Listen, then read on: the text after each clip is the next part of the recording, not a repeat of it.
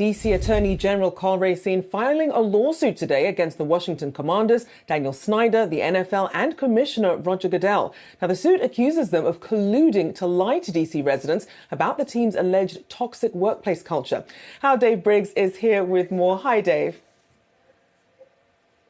Hi, Rachelle. Nice to see you. I'm actually in Washington, D.C., as luck would have it, where the entire conversation here at the Sports Business Journal Dealmakers Conference was all about pickleball until that lawsuit dropped. I'm not joking. It was really about pickleball and the new ownership groups. And then everyone began talking about that lawsuit from the D.C. AG aimed at the Commanders and Roger Goodell and the NFL. I had a chance to tell the CEO of Monumental Sports and Entertainment, Ted Leonis, about it, and he wouldn't talk on camera, but he quipped, "Yeah, that sounds like it would play well." I also asked a high-profile sports attorney here at this conference about it for background.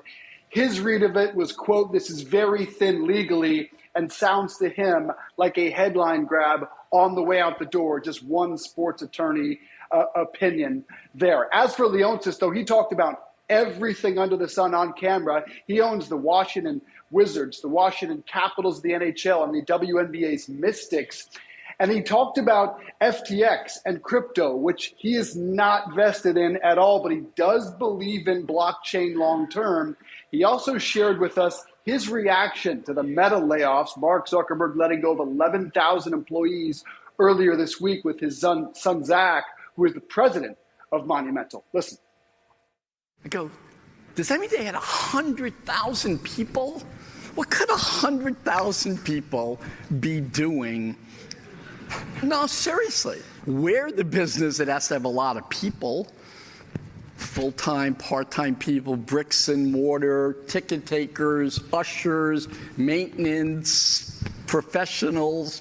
I'm shocked that a digital company that has it's not Amazon with warehouses, had 100,000 people and they could lay off 11,000 people. Now, for context, Leonis is the former vice chairman and president of AOL, so he knows of what he talks there. His company also the front runner, according to The Athletic and the Washington Post, to buy the Major League Baseball team here in town, the Washington Nationals. He couldn't comment on where the negotiations are, but it is clearly in process. He would say they don't have between $2 and $2.5 billion in cash. It sounds like they're trying to work out the financing, who to bring in on that deal. That would get Monumental closer to their goal, which is being worth $10 billion. And what he says is the likelihood of companies like his and pro sports teams down the line going public, giving Wall Street, giving everyday investors access to shares in their favorite teams. Listen. If there's a football team for sale, there's a baseball team for sale, it's billions and billions of dollars. The pool of people who can write those kinds of checks is not great. No. So there's going to have to be another market, and that's why I think the public market has to emerge.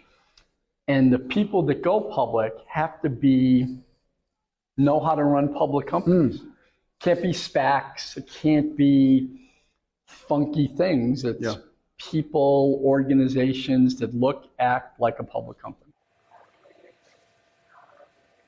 So if he gets the Nats, he'd own 4 teams in one city, similar to Stan Kroenke in Denver. And keep your eye on Monumental for perhaps that first company that goes public down the road.